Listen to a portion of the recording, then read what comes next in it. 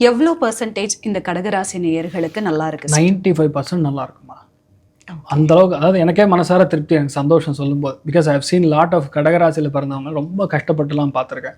அதனால 95% வந்து கடகத்துக்கு ரொம்ப ஒரு பெரிய ஒரு லிஃப்ட் உண்டு. Okay sir.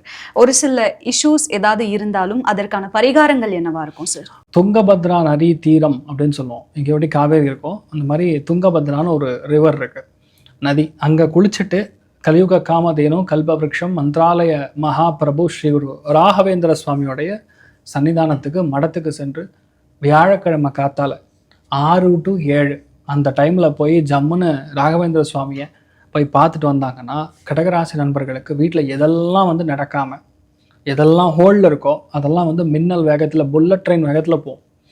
அதே மாதிரி ஹெல்த்துமே நல்லாயிருக்கும். ஒருவேளை அங்கே போக முடியலன்னா இங்கே ஸ்ரீரங்கத்தில் இருக்கக்கூடிய ராயர் மடத்துக்கும் போகலாம், இல்லை கும்பகோணத்தில் இருக்கக்கூடிய வியாசராஜ மடத்துக்கும் போகலாம். இதெல்லாம் பெரிய ஒரு அட்வான்டேஜ், பெரிய சந்தோஷத்தோடு தைரியமாக இருக்கலாம். ஆனால் நதி நீர் ஆடுவதுங்கிறது இந்த வருஷம் ரொம்ப நல்லது.